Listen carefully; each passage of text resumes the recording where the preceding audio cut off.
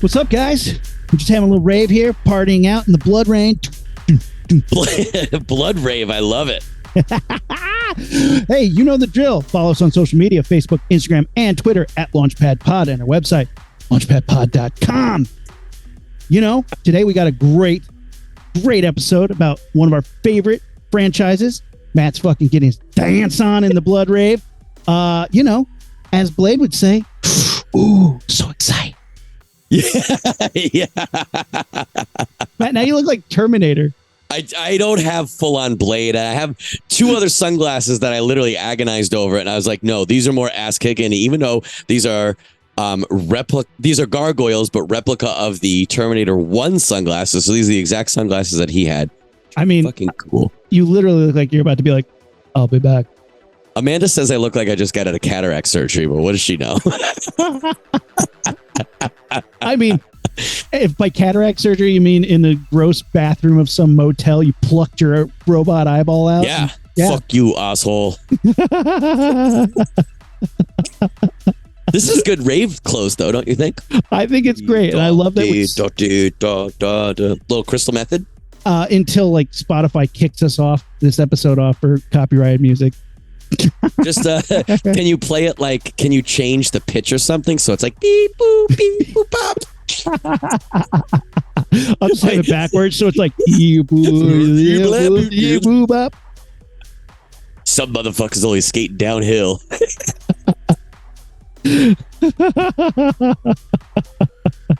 Oh my gosh. Hot in here. I was dancing too much. I didn't think I'd be dancing so much on my vampire hunting action movie review podcast. Oh, I'm excited because we're going to talk about one of my favorite films of all time. The sequel. Yeah, it really is one of the best movies that does what it's meaning to do. And I think a lot of movies don't do that. And this movie, this franchise, let's just say, does it the whole time. There's some loose points, there's some weak points, but overall, I love me some Blade, man. Let's get on with it. Ignition sequence start. 6, 5, 4, 3, 2, 1, 0. All engine running. Liftoff. We have a liftoff.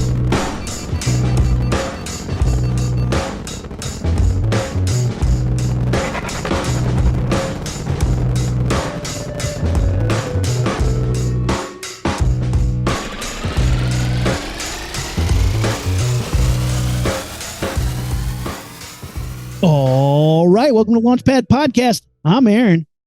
I'm Blade. Daywalker. I always knew it. I always knew you were. I am a day. Well, I'm not a daywalker. I'm a ginger. I'm flat out a ginger. I'm not even a daywalker, but I'm Matt. I would totally be one of those guys at the club who had no clue what was going on, and then just was like, "Why is there blood everywhere?" You'd be the motherfucker who made it through, and then at the end, like the lights go on, they're like, "Bro, you didn't get eaten. You have to go." I'm definitely. Yeah, definitely. We have a fun episode today. We're going to talk about some movies and some superheroes, but we also have a guest in the house. Heck yeah, finally, I've been on your guys' show multiple times, but we finally have Bryant Dillon from the Fanbase Press. What's going on, man? Just enjoying life in the world of Blade, you know? Yes. I'm so pumped about this. Little known fact, Blade 2 is the movie I have seen most in theaters. And when I say little known fact, as in I tell everybody who talks about Blade, doesn't matter what, they're like, hey, I got a new set of razor blades. I'm like, Blade 2 is the most seen movie I've seen in a movie. Like, I will tell anybody this. Blade 2 is one of my all-time favorite films. That's actually how you got Kate to go out with you, if I remember correctly. No. Originally. That was a different girlfriend. Way to go. You're like my mom. You're like when I bring a girl to my house when I was in the dating phase, my mom would be like, she's the one who plays the flute, right? I'm like, that's a different girlfriend. Different. Nope. Stop it. She's like, yeah, but you play an instrument. I know. I'm like, nope, that's a different band geek girlfriend. No, mom, stop it. Yeah, that's you. I just love that there was actually a girl that gave a fuck about Blade, let alone how many times you saw it in theater. It was the only way we were getting some. So nice. Blade. All right. We're diving in. I think we start. This is a fun way to start. Brant, what was your introduction to the Daywalker? You know, I think that it was probably, if I had to, I probably have to give the movie the most credit. I do think that I came across, like, I knew of the character.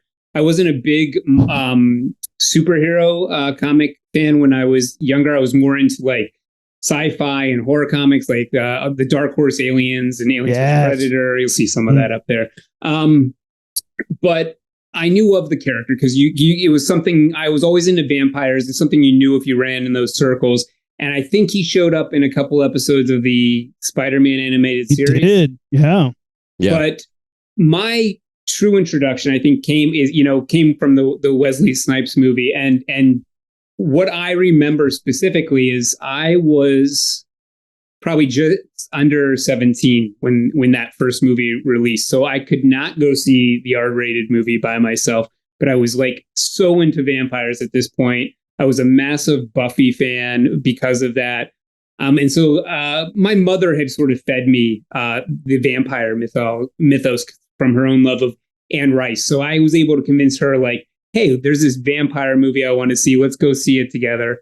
And so we are sitting, in this darkened theater watching the opening of this movie with the blood rave and like decimating people. And I am both like elated and like, oh, I'm watching this with my mom, but she leans over to me, and this is one of my most strongest memories, I share with my mother. She leans over me and goes, Buffy couldn't do that. And I was like, I just remember looking over and just like, I didn't say anything because I was like, I'm going to watch this movie. I'm not going to stop watching this movie to have a conversation. But I was just offended as a passionate Buffy fan, like, well, maybe with this budget and on a feature film and an R-rated, but yeah, it's just, that film was amazing. It opens amazing and stays amazing. And I think I was baptized by that scene. Baptized in the blood. That's so cool. Matt, what about you? It's the same. It's the movie, and it's the same exact thing that Bryant said. It's like, I knew who he was for sure. I don't know that I consumed any content, including the animated series, the Spider-Man animated series, because I didn't watch that. But I knew who he was. Like so many superheroes and villains, and I had so many Marvel cards, trading cards and shit that I knew that stuff, even though I wasn't reading it. But I don't know. And while Bryant was talking, I was trying to think of when I saw that movie. I don't remember if I saw it blockbuster style or if I went to go see it, but I remember, like, it has always been, like, in my mind, that's always been. And it was just fucking baller. And I think when I saw it, I don't think clearly I didn't understand its importance, right? But like, we can look back at this now from the era of superhero movies that we're in now and look at this as like literally the silver or golden age, where you're like, they weren't really making anything like this then. And this was so like this. You do not get this movie anymore. The new Blade movie that they're making is not going to be this. If they ever make it, it will never be this cool. The first three Blade movies, television show, they are a brand of badassery that spawned an entire franchise called Underworld. Like, that entire franchise was like, hey, can we rip that off? And they're like, yeah, it's like Blade and the Matrix. We'll just mix that in a pot. Just take the sunglasses off and add a couple werewolves. Yeah, you're done. That whole series was so cool with what they were doing. I didn't see the first one till way later. My introduction was the second one. I will tell a whole story about it a little bit later. And the reason I went and saw the second one, because in the trailer, they showed some of that CGI stuff going on, and I was like, what is that?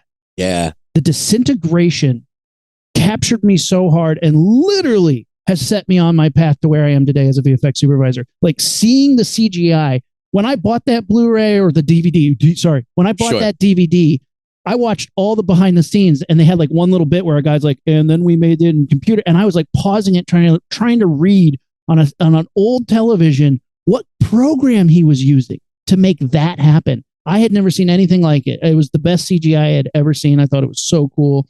That was for Blade 2? Blade 2. So for me, it was entry. Blade 2 was 2002. So he was using Microsoft Paint.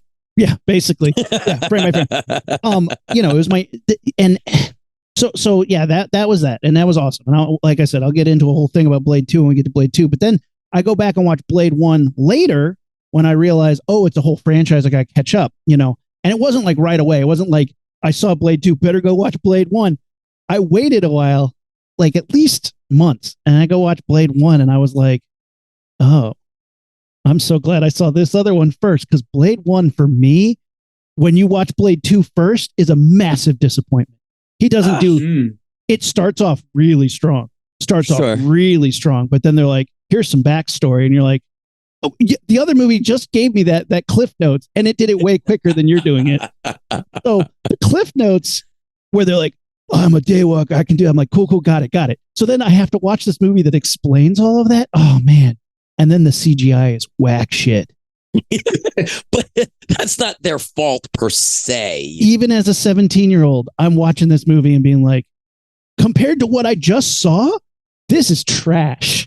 And almost to the point that it doesn't make up for the movie.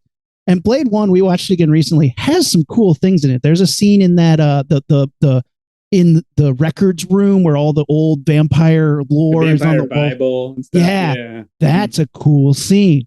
It has some great stuff. That opening scene, hands down, is one of the coolest ways to start a movie off ever.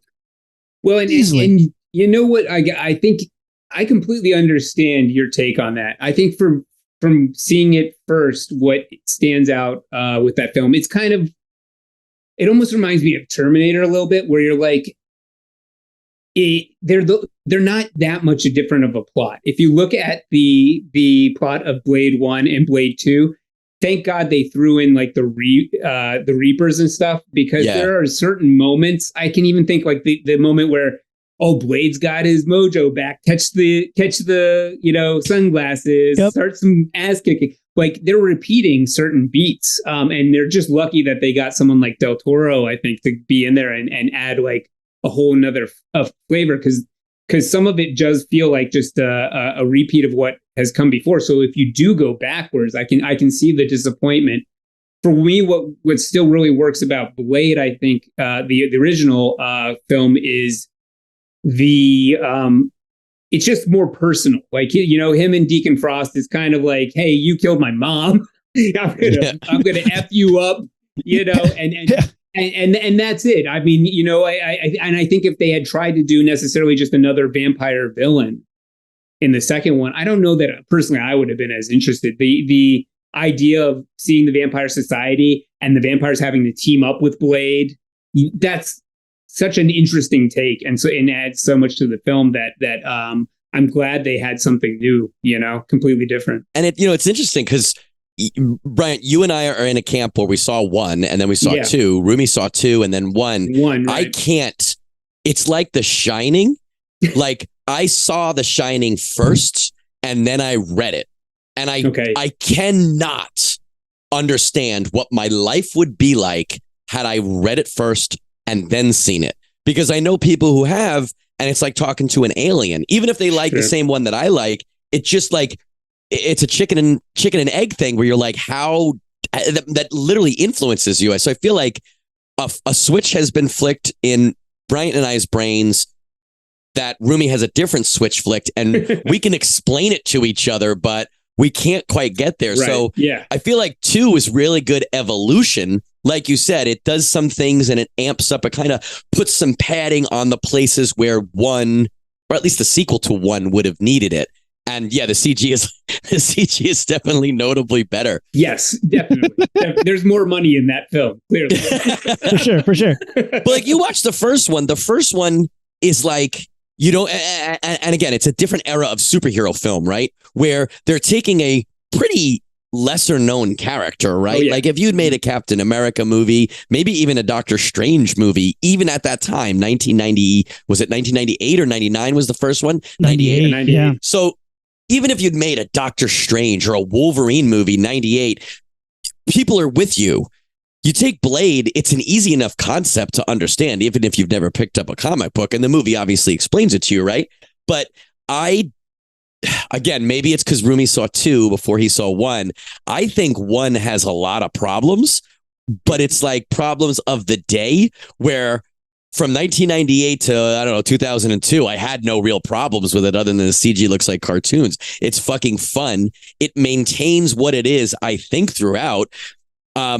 He is a baller, late 90s action movie, one-line spitting, although there's a couple one-liners that I don't know how they got to the last draft of the script, but he maintains you're rooting for him just like you root for Rambo, just like you root for either Kyle Reese or Arnold Schwarzenegger, depending on what you're watching, Dutch Schaefer. You just want that character to keep kicking ass. And even when he's talking, even during the exposition scenes, even though that film has something that is so hard for me, is when you take a badass action guy and then tether a woman to him, especially if she is having, I'm having blood problems and I might be a vampire and shit. But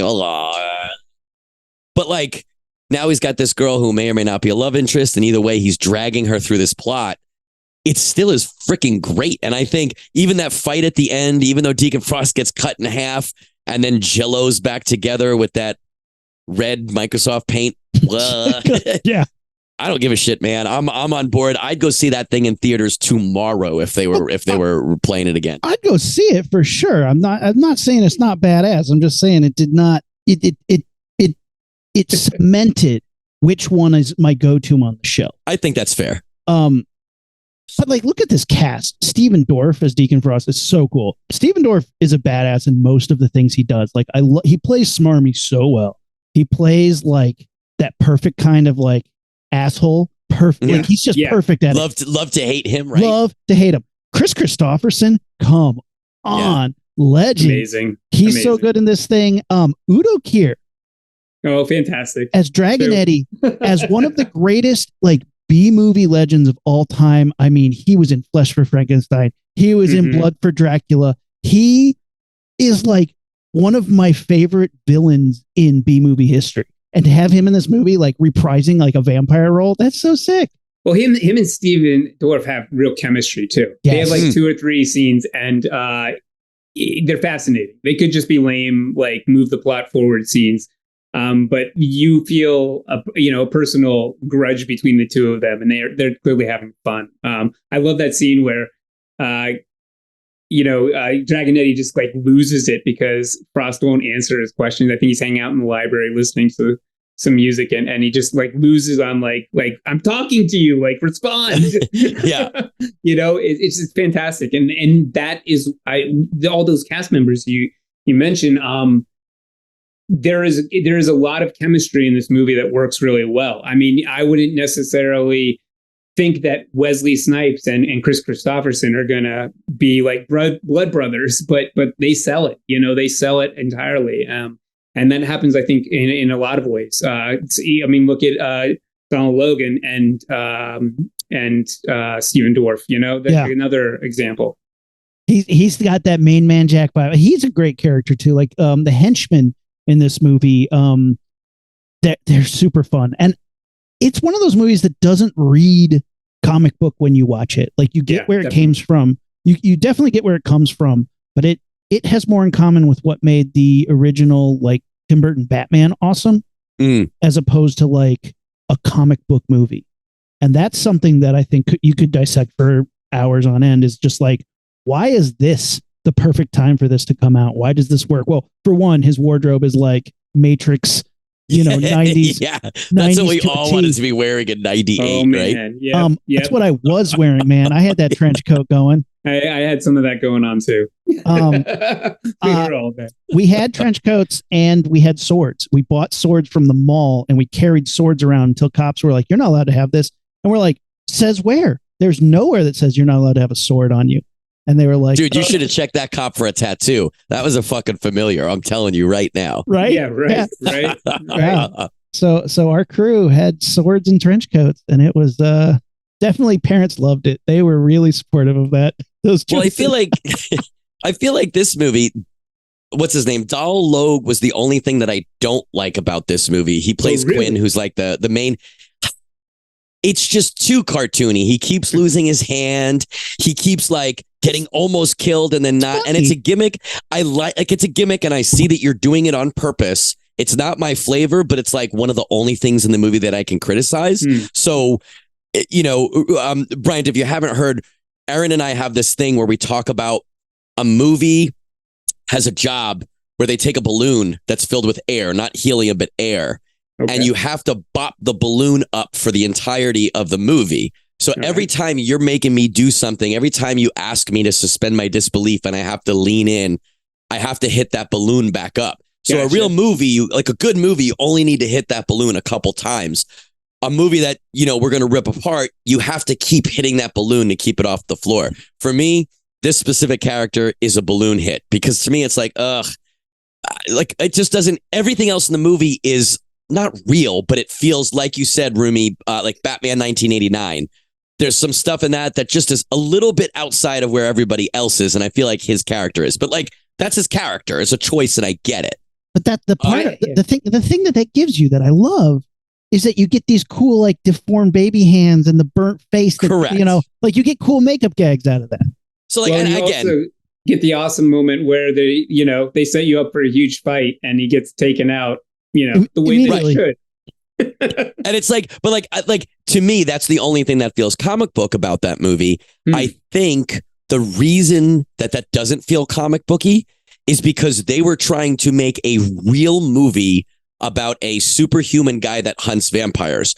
Just like the Dolph Lundgren movie was making the Dolph Lundgren Punisher was making a real movie. They were trying to make an action movie in 1989 about a man who loses his family and is trying to kill people for revenge. And that's all they were going for. And I think even the 1990s Captain America movie, as funny as that is to watch, they were trying to make a family film about Captain America in the 90s. And yes, there were plenty of bad choices, but they were trying to do it on purpose. I feel like now we're trying to make a movie that fits for everybody.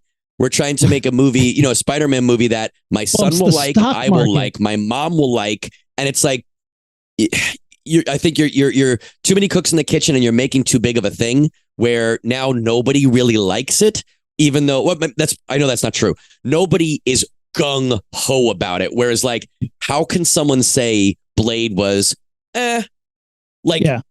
it's a movie about a guy who kills vampires and all he does the entire fucking movie is kill vampires for 3 movies and a TV series, if not an anime and some comics as well. Right. Well, you're right. I think it kind of like the vehicle for this is the story. They're trying, like you said, to swing for the fences with a guy who kills vampires. Nowadays, they're trying to get their stock market price up by selling toys and by selling advertisements. Right. So they don't care about what fits into that time slot as long as it does this. And you're lucky if you get people who make a Spider-Man Into the Spider-Verse who care about the product that they are putting out. Most of the time, I think you get a bunch of people who want to make a good product and they get hamstrung by the rules that have been set out to sell stock sales. Really. It definitely feels more like a product now, I think, to generalize and say most superhero movies now. And I feel like this movie, they weren't worried about who was going to go see it. They were like, let's make an awesome action movie. Because really, it's the Punisher, right? Yep. Except instead of killing mafioso, he's killing vampires. If you changed just the aesthetic of the movie, what the bad guys look like and what the good guy looks like, it's Punisher, or what Punisher should be, right? Which is what Taken is. It's what essentially every one of those movies is. And it's the same exact thing. So those movies, I don't think it takes I mean, I'm not saying I've written 1,000 action films, but it doesn't take a genius to write that formula. It takes a genius to fuck it up, I think, because the pieces are there. Aaron and I always say that a good Punisher story, Punisher is the shark from Jaws.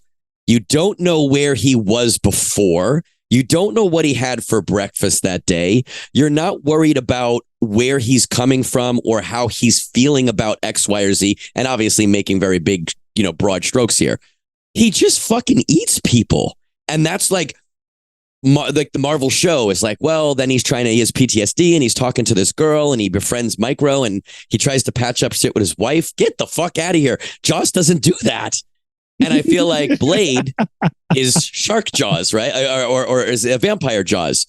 He just eats vampires. That's it. I guess I could see that, but I guess what I would argue is that without without something to humanize him, what do we care if he loses? You know, and I would say like the movie doesn't completely do that. I mean, they're clearly like tying in various characters, Whistler, you know, this woman he has to save, his mother, to humanize him, because and they even I think the Burton Batman did this as well.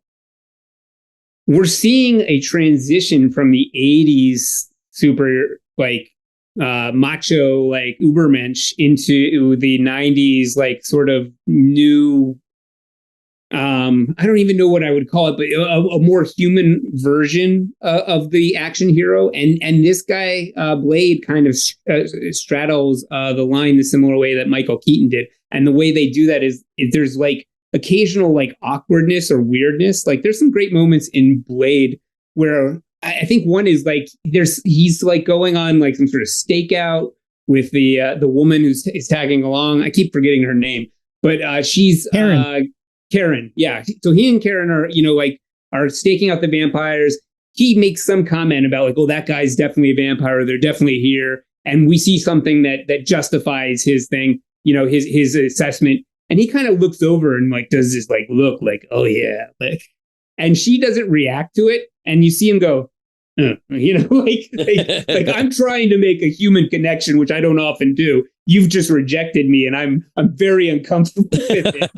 And there's a few moments like that, but they never take it too far, so that you can still have like, you know, him holding his adopted father's hand as he dies, and believe that is a serious dramatic moment, or have that's beautiful montage of him like cutting the plant and preparing for the final battle. He's able to do both things. And I think, again, Burton Batman did that as well, where like he would be very weird and off kilter, but also like when he's in those dramatic moments, it still works. And I think part of that, at least for me, I don't know if everyone has had this experience, because I know that you have a little bit of an issue with it, Donald Logue. But I know people like this. My life is weird. I wish it was just cool. And I wish I could just like walk, my trench coat flapping in the wind. But I'm the guy that trips. I'm the guy who has a friend who's an asshole or won't shut up. You just hit the nail on the head, because in every time that Matt hates the guy who does the funny thing or is funny or cool, Matt wants to be Blade, but he is that guy who burns his hand off.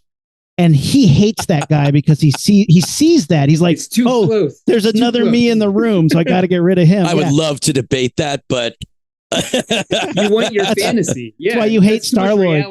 That's why you hate Star-Lord. That's why you get mad at Deadpool, because that is you. Oh, that's fuck, you might be right, man. You might be right. Although I'd rather be Star-Lord or Deadpool than fucking Quinn from Blade. Although Deadpool had baby legs, right? Yeah, Deadpool did have baby legs. What baby body parts did Star-Lord have? Oh boy. Not a question we want to answer.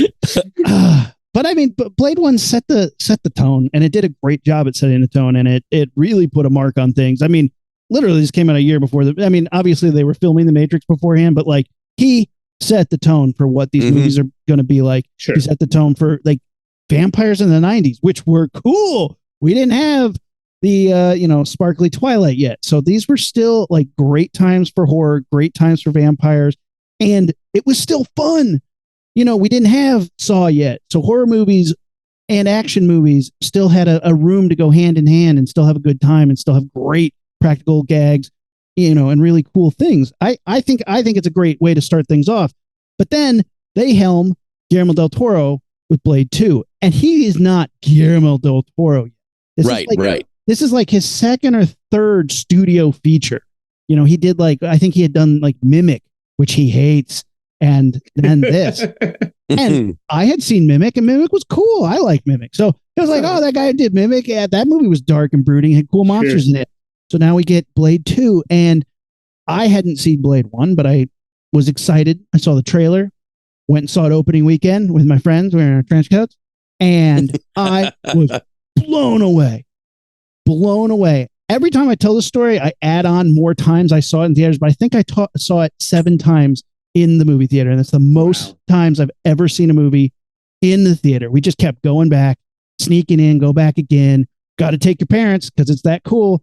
Come back again. You know, we went so, and like I said, I was dating at the time, and that was like a great way to go make out for 2 hours without your parents. Wait. Then you didn't see it 7 times. I paid money for it. Yeah, sure. I saw it. I mean, maybe a half time each. Well, you know, you pay attention to half anyway. If any, and some of you guys, I don't know how many of our friends are listeners, but guys, you've heard us talk about it before. When you watch movies with Rumi, when he is on board, you're getting fucking high fives. So I'm thinking like Blade 2 was like, you were like on a date with freaking Cynthia and you're like, oh, high five. Yeah, up top. Then you give her a high five. You're like, exposition. No, because I was on board for the exposition because I'm watching this movie and you're like, oh, that dude from Boondock Saints is in it. Oh, shit. And we had seen Boondock Saints because our video store clerk was cool and was like, hey, kids, high school kids, got to see this violent movie. So I was down with Norman Reedus. The characters. So when did you make out? Huh? At what point during Blade 2 are you making out? Whenever I want. Don't worry about it. It's my introduction to Ron Perlman. This dude's badass. I had never seen anything with Ron Perlman in it. And you're like, this guy is so cool. Like Ron Perlman, so cool. Creatures like you'd never seen before. These are Steve Wang design creatures who I got to work for later in life. I got to work for Steve Wang. And like, that was so cool to see those creatures. Their design is impeccable to me. I think the dissection scene, the way their mouths open up, super cool. You get a whole like the rad wolf pack, who are these like super, now they're kind of cheesy, but like everyone has a different weapon and they have like cool names and they all do badass stuff. I loved it. Loved it. You have the light grenades, the disintegrations.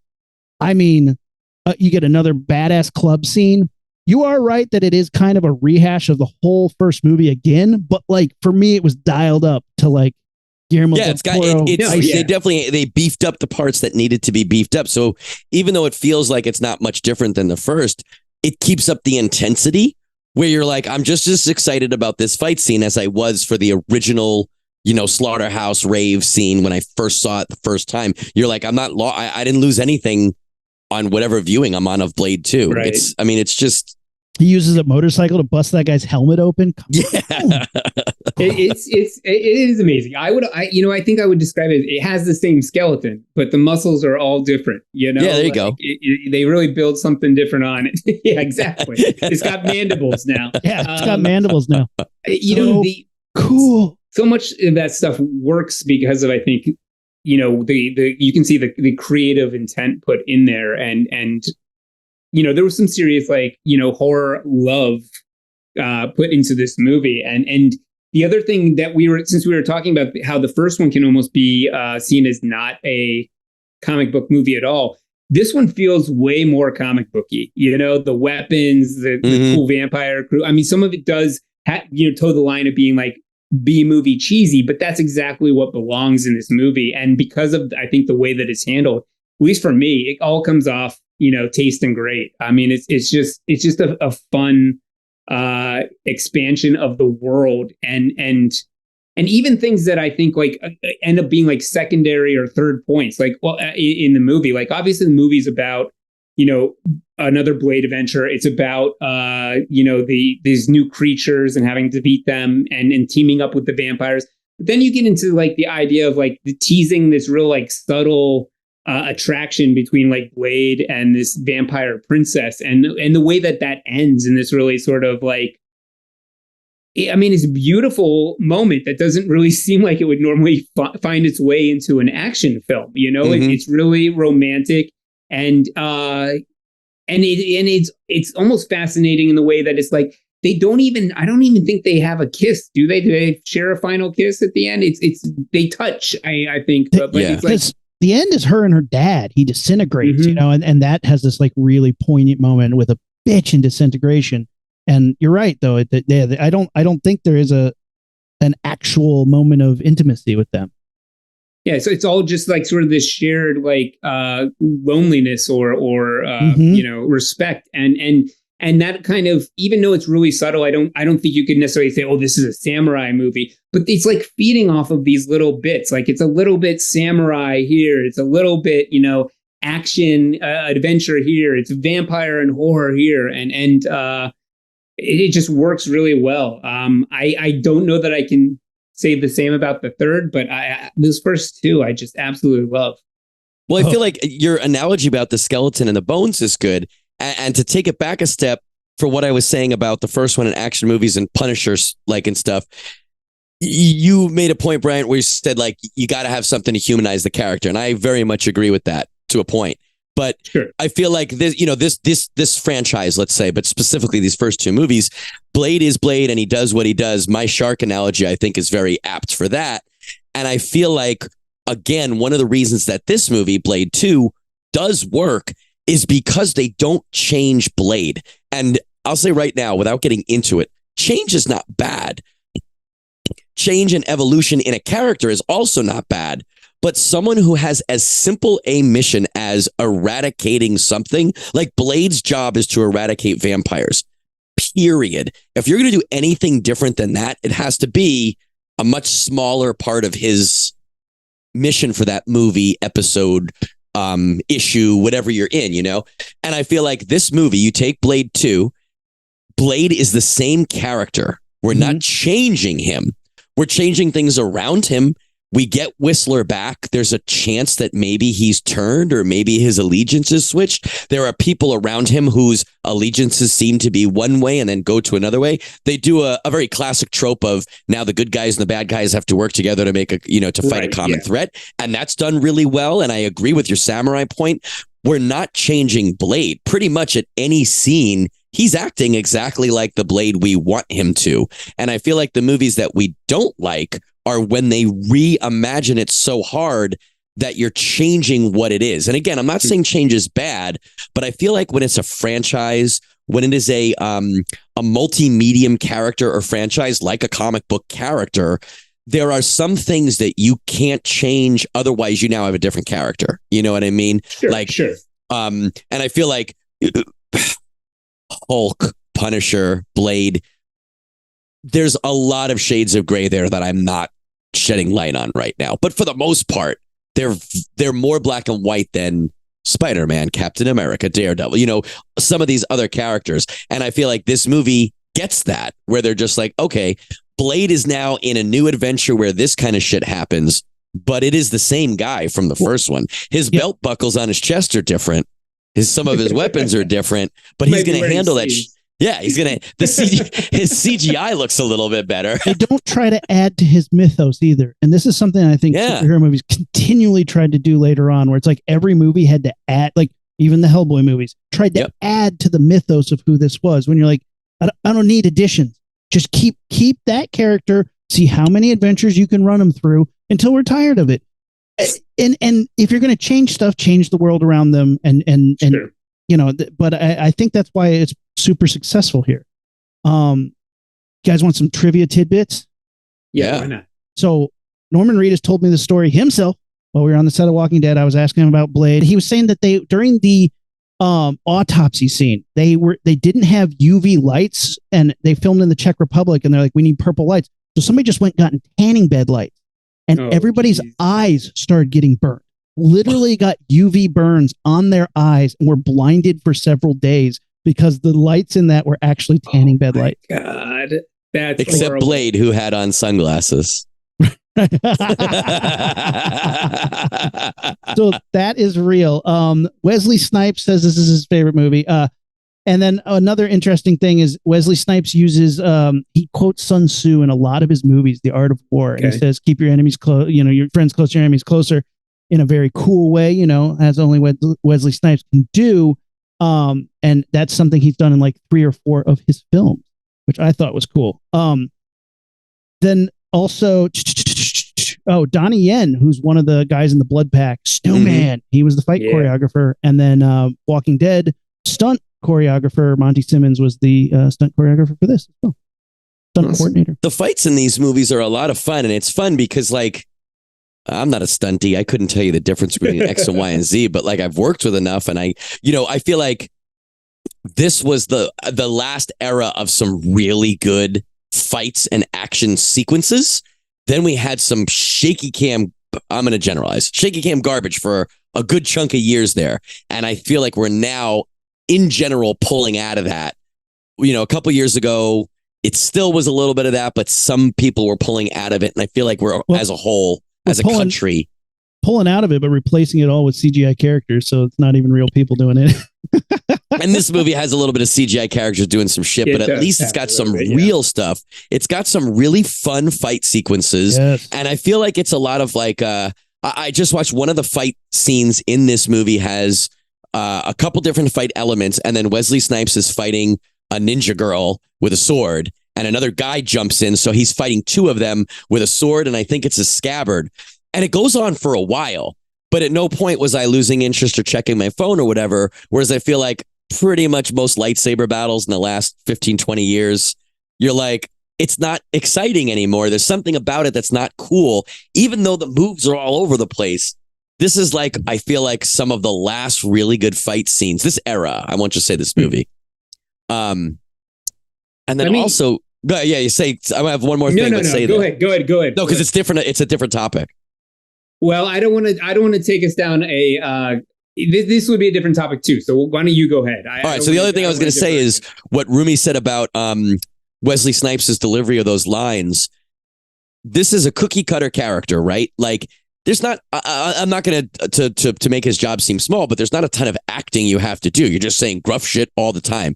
He is bad ass, and with the exception of ice skating uphill, what line do you laugh at? He's fucking cool. Everything he says is cool. Everything he says is badass, and I feel like it lands. And when you watch him in those fight scenes, no matter which one it is, and I know that stunt doubles look like people and stuff, but a lot of it was him, and he trained real hard for this stuff. And when you watch him, he sells the shit out of it. It looks awesome. One of my favorite deliveries of him ever is in the first one. He's chasing, I think, Quinn, who's all burnt up, and trying to save the girl. And cops are following them, and cops start shooting at him.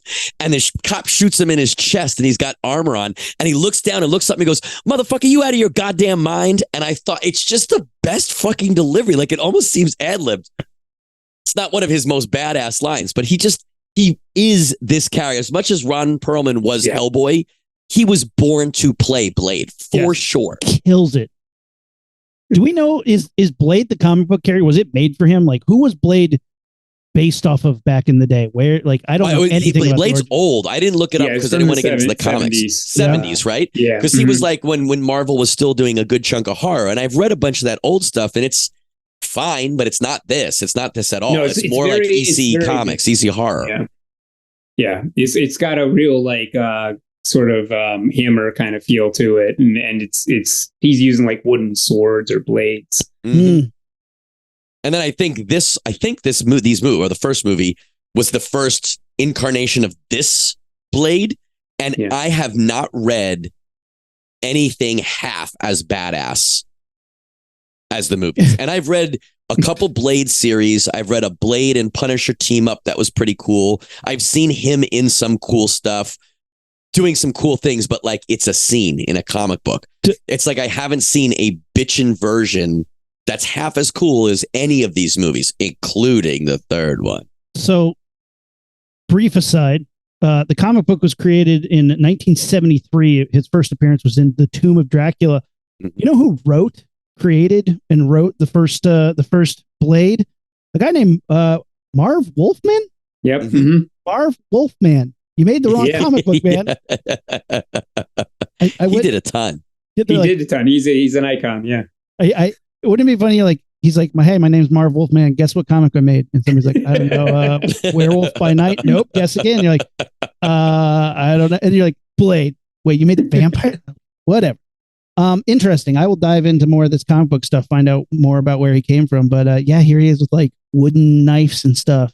Looks cool.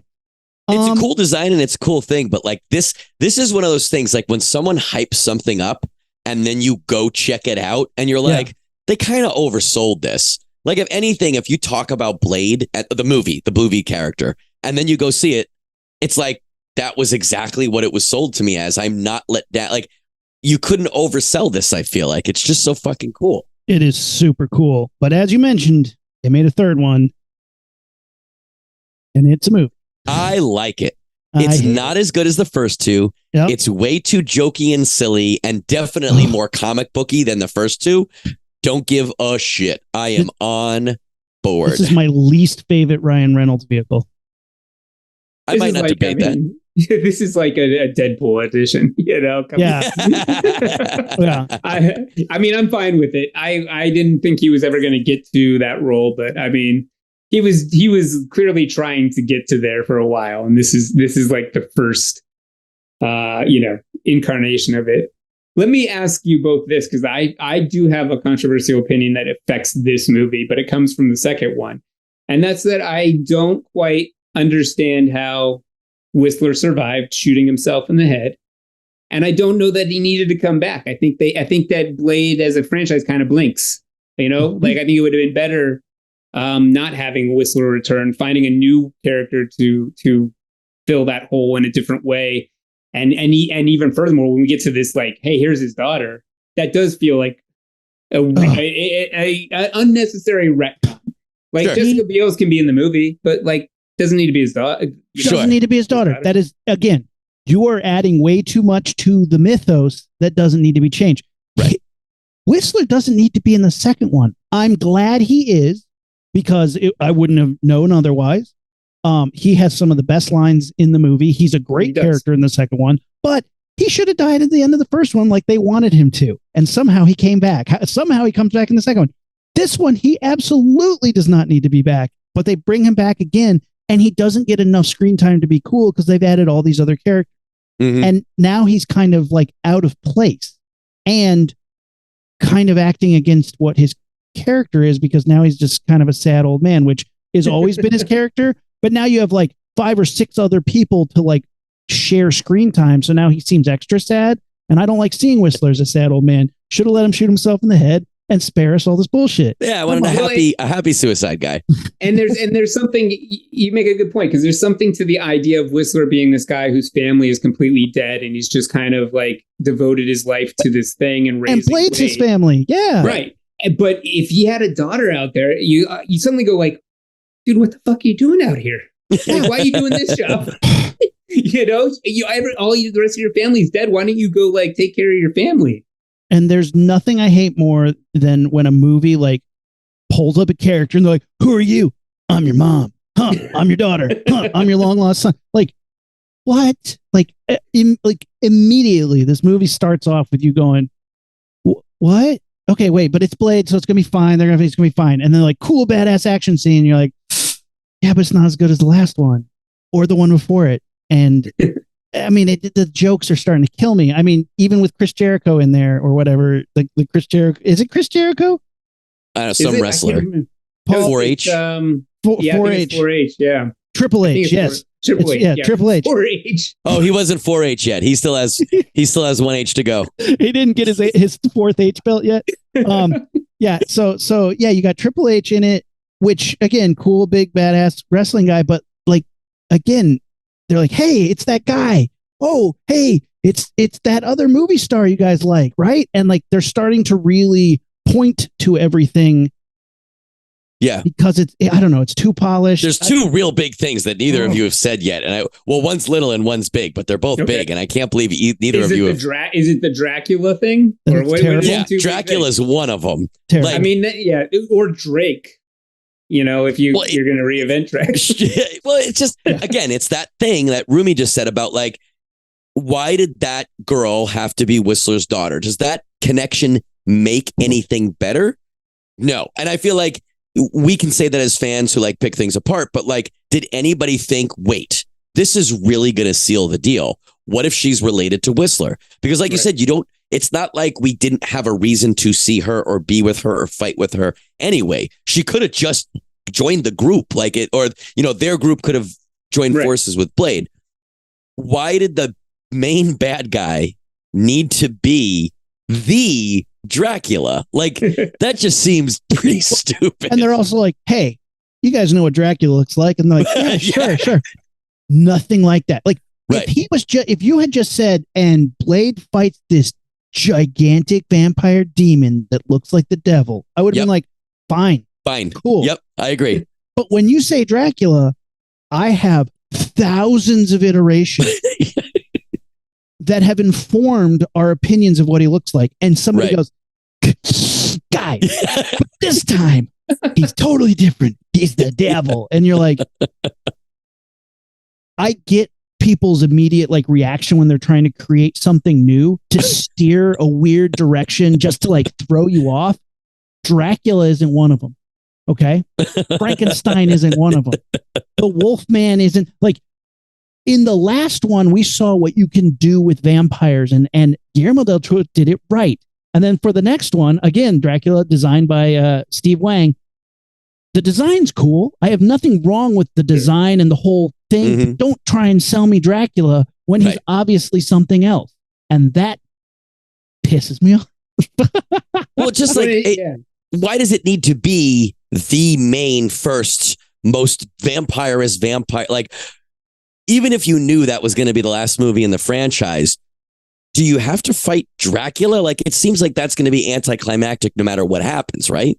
Yeah, because you have to try to supersede the guy that killed his mom, and then these incredible like creatures. I think it's setting yourself up for a lot of obstacles, that get in your Yeah. way. I mean, the only way that I feel like it could have worked, and I don't think the franchise was at a place to really embrace this, but would be to go like, no, we're doing it, and it's called Blade versus Dracula.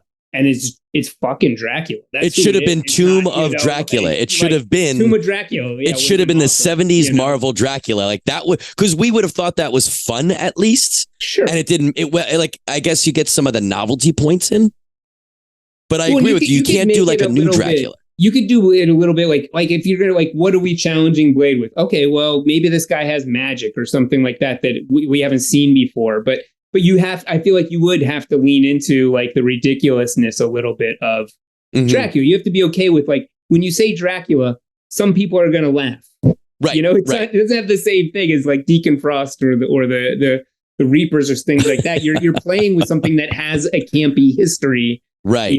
And comes with that baggage a little bit. And if you try to make it just seem fucking cool, I don't know that you can. It's really tough. Picture shirtless European dude with just one thing of armor on his arm. For What do you no think? Is that- reason. For no reason. Armor. Ever. But here's the other thing. Like, when we saw Bram Stoker's Dracula, right? And we saw the wolf creature and we saw the bat creature. We've never seen a bat in a Blade movie. Mhm. Yeah. You were going up against Dracula and you could have him fight this rad bat creature. Why is he this demon with finger horn crown stuff? Why does he look like Darth Maul? None of that made sense. And again, not knocking the design of it, that all again works for a different movie that they didn't make, unfortunately. And that's like something that always just like drives me nuts. It's like you said, you made Dracula. You could have done so much with that. Him being the most fiercest, terrifying bat monster would have been rad, but we don't get that. I mean, We don't at all. We get Hot Topic Dracula. We get Hot Topic Dracula, and we get because again, this is after all those other vampire movies coming. At this point, the studio was like, "This is a big moneymaker. We better get our fingers in this," and their just fingers are all up in it. Apparently, Wesley Snipes was like, "No, I don't want to talk to anybody." He didn't want to talk to the director. He hated everything because, again, he's the one who's like, "I'm telling you who motherfucking Blade is. I'm telling you what." And they're like, "No, you have to stick to the script and tell these jokes." You have a Pomeranian that turns into a vampire. Right. That's the other thing I couldn't believe that it took that long. Reaper mouth. Though. Yeah. It's like it doesn't even make sense. Like in their own mythology, you're like, what did they do? Genetically experiment on a dog? Like It makes no sense. Have you both like reviewed the Patton Oswalt comments on this film? Have you ever heard those? No. Oh, he's in this movie. I love it. Yeah, you should dig him up. What stands out to me is apparently this was an incredibly tense set. And at one point early on, Wesley Snipes just stops talking to the director. David S. Goyer. Yeah, David S. Goyer, and will only communicate to him through Post-it notes. He'll like give a Post-it note to an assistant, and that will go to the director, and will only be addressed as Blade, not Wesley Snipes, as Blade. And apparently, you know, like it wasn't pleasant for a lot of people on set, but it sounds like an unbelievable experience. I think it's the movie that made me fall in love with Ryan Reynolds. I believe that. I'm on he board. does this thing very well, you know. In and that might have been the first time I'd seen that thing. But Jessica Biel is like badass in it. Like, I think that's pretty cool. I'm pretty sure that I read that and I read this online, so I don't know if it's true, but there is a shot in the movie where she shoots an arrow directly at camera. And to protect the camera, they put some sort of mask on the lens and only had a minute hole, and she shot through the hole. Yeah, destroyed the camera, right? Yeah, I don't know. Like the thing I read billed that as like, what a badass archer. I don't know if she was aiming for that hole or not, because if she was, then that was badass. Sure, if not, she just accidentally got in there. But I mean, either way, it was a good shot, I guess. Either way, pretty amazing. Yeah. Yeah, it was. I mean, it was fun. I think the action is fun, though. There's a lot of stupid physical prop gimmicks in this, where this is a gun that does this, and this is what we call this, and it's like, oh, okay, fine. Again, they went and said, "Hey, that second one that guy had a sledgehammer that had a spike in it. We need more of that." You lost the point of why that worked. Exactly. Right. Mm-hmm. That was cool because you had a team that used it. You can't, like, they overly relied on all the stuff. And again, it's just somebody from the studio, one of the 38 million producers that they added this thing, was like, whoa, we need more cool, like, James Bond weapons. Let's get more of that going. And somebody else was like, we need way more types of vampires. Let's get that going. And, you know, too many jokes. I love Ryan Reynolds. Ryan Reynolds. Too many jokes. If I rewatch it, I might think that, because I guess I probably have seen it in the last 3 or 4 years. But a fun cameo from Natasha Lyonne and Patton Oswalt in it. Those are, you know, little fun bits. There's too many Donald Logue moments in this where I'm like, ugh. Like, there's too many Donald Logue characters for me. Yeah. But, like, again, now, and this is how I always quantify certain things like this. This is the third movie in a half vampire hunting action movie franchise. So if you still are delivering on the things I want, which I feel this movie does, I will allow it X, Y, and Z. I don't know that I'd allow it any more than this movie had. I think if Donald Logue was in this movie, no, return to Blockbuster. I'm not watching it. I like that being the final Blade movie, is he wipes out all the cool vampires. There are only the Donald Logues of the vampire universe left, and you're just horribly annoyed. Yeah. I thought you were going to say it was him specifically. He comes back somehow. He's resurrected. In like the final battle, his baby hand is important. Like that, the fact that he doesn't have 2 regular size hands is the deciding thing that puts Blade at risk. Oh, I love this movie. Well, but after that, I thought we would never get to see Blade again. And that was 2004. But that's not the last thing. At least for me, it's not the last thing. Well, did you guys watch the series? In the a little bit mid 2000s, there was a thing called Spike TV. And yeah, there was. They ordered up some Blade, but they did. They could not get Wesley Snipes to come back. He was like, "I'm not coming onto your cable TV show, low budget rent bullshit." So they had to go somewhere else. I got taxes to evade. Probably regretting not taking it now. Instead, we got Mr. Sticky or Mr. Fingers. Sticky Fingers. Sticky Fingers. Sticky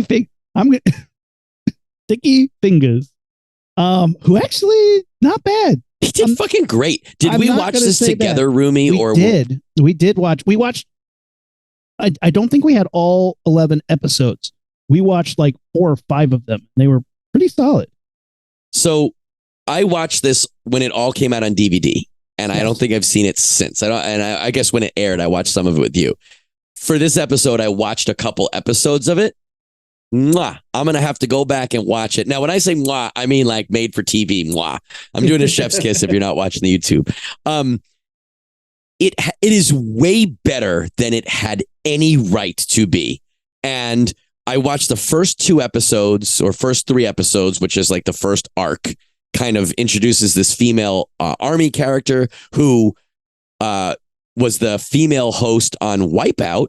And she now is playing this army girl who's looking into her brother's death at the hands of a vampire, blah, blah. He was a familiar, blah, blah, blah.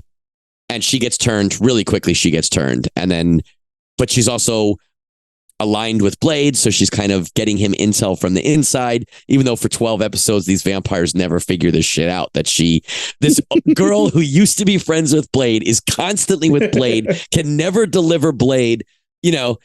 There's a lot of things there's a lot of balloon bumps in this one, but the action is fucking great for made for TV. Sticky Fingers does a very good job as Blade, especially I feel like those are Han Solo type shoes to fill. I'm not gonna say the same as Han Solo, but like, how can the guy taking over for Han Solo do as good of a job? I feel like Blade is not as big as Han Solo, but I think we all, when this show came out, we all were like, how can you lose Wesley Snipes? He does a really good job in this. Again, for what it is, it's fucking fun and it's cool. He's quoted as saying, he's like, look, I want to do something different.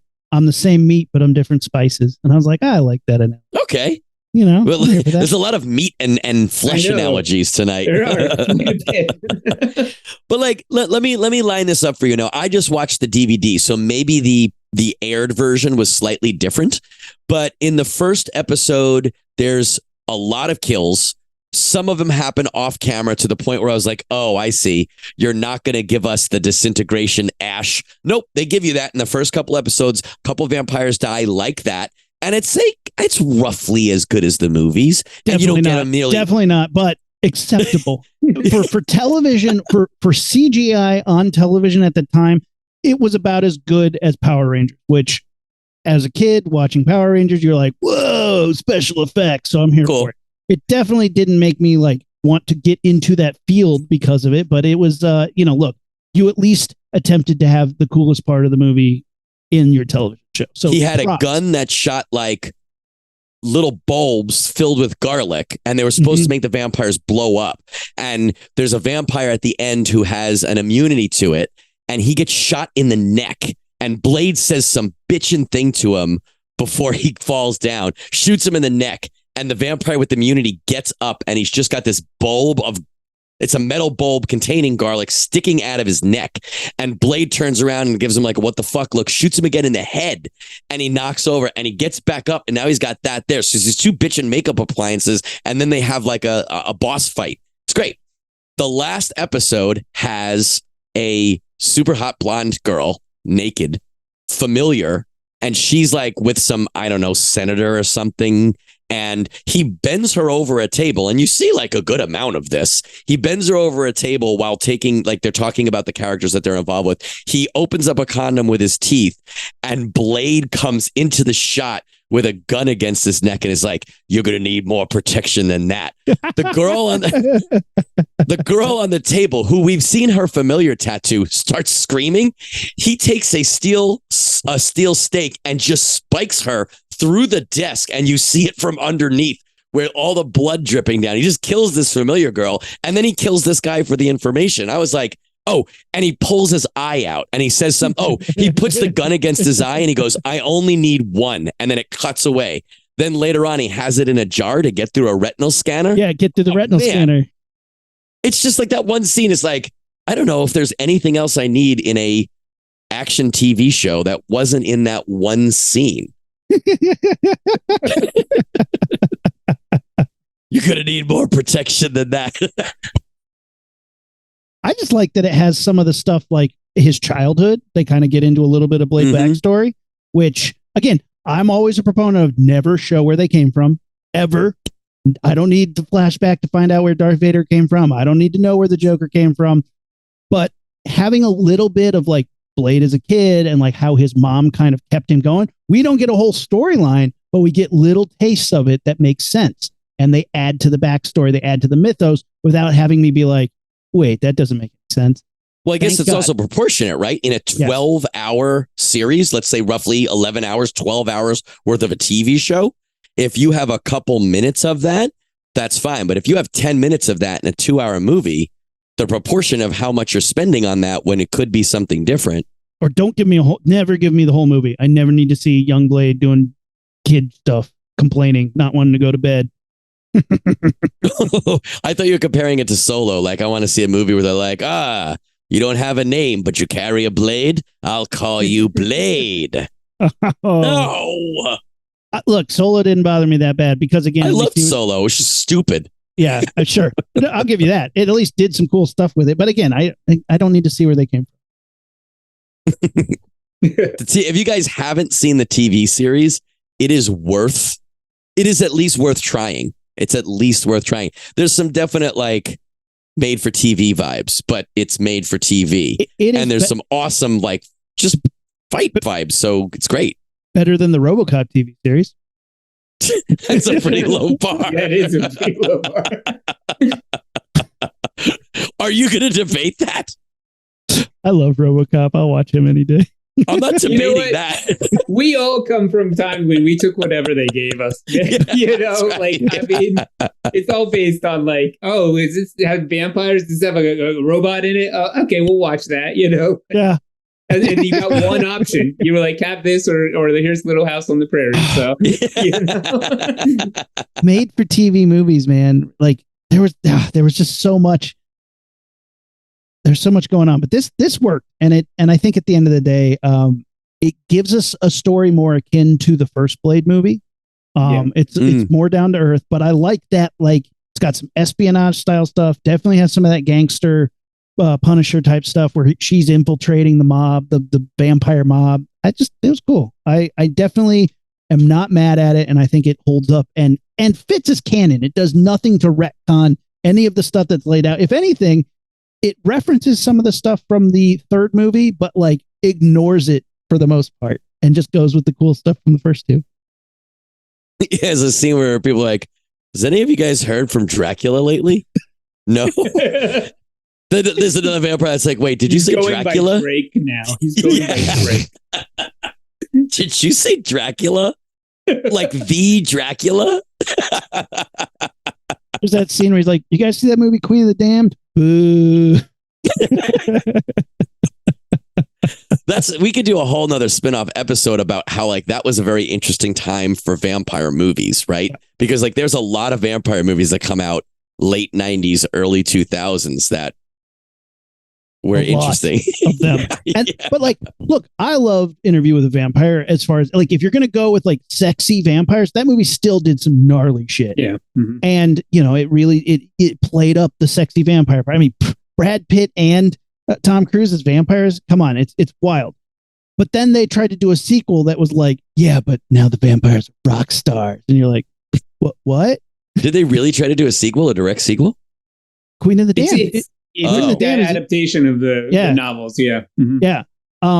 Which I've only read Interview with a Vampire. It's a pretty good book. But yeah, Queen of the Damned was like, they were just like, yeah, but it's got Aaliyah. It's weird too, because it feels like, I mean, Neil Jordan directs the first one, and then the second one feels like, it does feel like they were like, well, what if we just did an Underworld sequel? And you're like, oh, okay, well, it doesn't have the weight that you would think that, it just feels like they wanted to reinvigorate the franchise. And they were like, well, people like Blade and Underworld, so let's do that vibe with these characters. Just weird, though. Nice try. Then you have all the Underworld movies, which I don't hate them. I don't think they're as good as a Blade movie, but like the Underworld 2 has some pretty sweet stuff in it. There's some great fight scenes. You get rad vampire bats fighting. Then they get lost in pretty bad looking werewolves, but that's okay. Fine. Can I tell one more random Blade story? Why not? That's what we're here Blade for. 2. Oh, then yes. So Blade 2 came out while I was in college. I guess it was 2002. I was a junior or a senior in college, and I was an RA. And as an RA, you had to do programs every month, and the programs had to fulfill some sort of like category. And there was one category that was like entertainment, where like you could do fuck all. It didn't matter what you did. And the school would give you 50% off movie tickets. So I took a bunch of people to go see Blade 2. But the caveat was you had to write afterwards like a review of the program, not of the movie, but of the program. And the fucking jokers that I took with me to go see this movie, I have the reviews still. One review said, it's like program Blade 2 at the Lowe's Theater down the street. RA, Matt Corrigan. And then it was like, your review, or what did you learn? And someone wrote, Matt took me to see Blade 2. Now I know how to kill. And they wrote the word kill with like all in caps with like bloody drips. No. Now they submit those to me and I submit those to my boss. So I was like, cool, put that in the submit pile.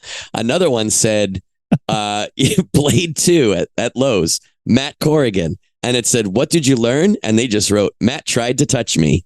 And I put that right on top of the same pile. And I was like, well, I'd be dishonest if I didn't try to, like, if I didn't submit that. So I submitted all of those. The next year, we were not allowed to go to the movies anymore. I remember seeing that, though, as that program. And I was like, this is pretty cool that we were seeing it through school. And now I taught, there's one person that I didn't keep in touch with them, but I assume they're killing vampires now. I hope so. Well, they didn't say kill vampires. They just said to kill. Maybe they became a vampire. Either way, I hope they're following their dreams, Bryant. That's where. I just wait till you find out that they're Donald Logue vampire right now. Yeah, they're a lackey that makes jokes and gets their arm cut off. This is all because of Matt Corrigan's program in 2002. So before we wrap up, there's two questions left. Okay. The first one is what do you want from the reboot of this? We have a phenomenal actor attached. If they ever make this thing, I have no hope. But what do you want versus your expectation? Let's start there. Who wants to go first? Matt, do you want to go first? Okay, I'll tell you right now, I would love a tease for something else in the same universe, in the same niche universe. So like, I would love a tease of Moon Knight, or a tease of Werewolf by Night, or a tease of Tomb of Dracula. Something that was like, for the real nerds who know the source material, you don't have to follow up on it. I'm not saying you have to automatically commit to another movie, but like, that would be fucking cool. Like, to me, and this happened in some of the other movies of this time, actually, Ryan Reynolds' character in Trinity is Hannibal something. That's a character. Yeah, he is a character from the comic. Yeah, he is something. So I think that's a cool nod to like, hey, you know about this? Cool. And I would love to just see like a guy named Jack Russell, and then you're just like, oh, cool. And you don't have to follow through. But like, I think that would be cool. I honestly am thinking of how Bryant said he and his mom went to go see the first one. If you could get another vampire hunter involved, that might be interesting too. And one of them could be on the tail of the other one. Then they could join, fight and then join forces. That could be cool. I feel like you don't need to continue the ascension that the first trilogy, followed. You, like we said, for sure, Blade 2 was a little bit bigger and better than Blade 1. You don't need to try to make this new movie bigger and better than Blade 2. You just need to make it a fun, cool movie that stands by itself. Then if you want a second one, worry about that later. So I would say bring it back to basics. Blade is not a very hard premise. So don't give me the clutching of the pearls and the shooting in the alley. I don't need to see his whole origin story. Give me the Blade 2 version of it. Yeah. Yeah. Just boom, boom, boom. I get it. I know already. We see it in the credits. Correct. Yeah. You don't need, or someone tells you, you don't need that. Yes. The new vampire hunter, Whistler, or the Whistler-like character tells them, oh yeah, his mom was bitten by a vampire and now he's like this. That's all I need. So something like that. I mean, it doesn't have to be, give me the first movie again, just in 2025. It doesn't have to be, I want a vampire Jaws. That's all I want. A daywalker shark. That's all I fucking want. I want a vampire Jaws. That sounds awesome. I would watch that. Yeah. It sells itself. Brian, what about you? What do you want? I have some similar, desires. The way that I I see it is that this is the chance to really establish the Marvel horror universe, which they've been flirting with.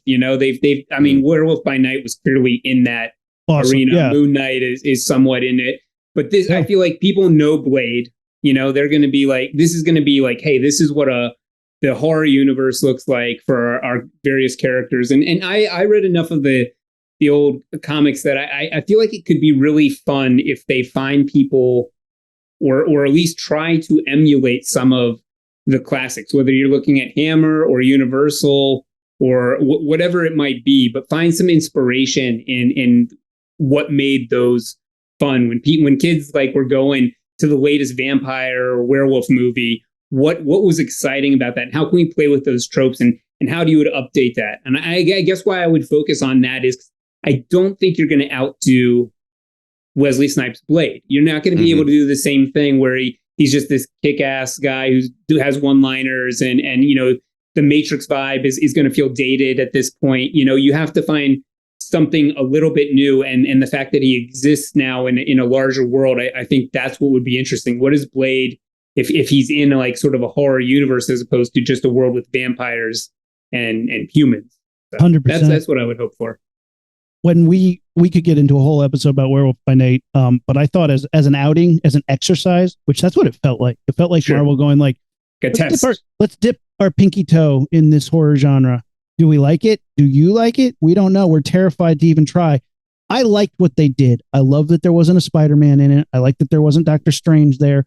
If you're going to do this is your chance to reboot this character. Again, he can still be Jaws, but like if you want him to be more scientific, if you want to mix him and the Whistler character together, if you want him to be X, Y, or Z, now's your chance. It's very smart not to try and copy Wesley Snipes because you're not going to get that. But also don't stray so far that he's like a bookworm, like Einstein, Doc Brown character. Don't give me that. Let's find where that, but he would fit in a Werewolf by Night world really well. And I hope that they keep that vibe. And I love that you said Hammer horror. Let's draw from that. Let's play with those vampires that we know and see where that all fits in. I just don't want this to be like a selling point tent pole for all the other and then there's Man-Thing, and then there's this and that, because as we've seen DC, I'm looking at you, when you try to pack all your characters in to sell their next movie, it doesn't work. So I'm just hoping that we get that. And then the last question before we wrap this up, where are you getting your familiar tattoo? I can't say. Here's some scene. Don't say, just show us. Everyone watch the YouTube to see Brian's scrote. Here, look right here. Oh God. I'm getting meat tag. I'm getting one right under my armpit. So if my body gets dismembered, you can probably still find a chunk of it. Why are you getting familiar tattoos? You don't want. We chose our side, man. What are you going to do? We chose our side. Yeah, come on. I'm going to fucking kill all of you. Are you kidding me? Die with Whistler? No, you're going to come back. No, come back the second one in a blood tube.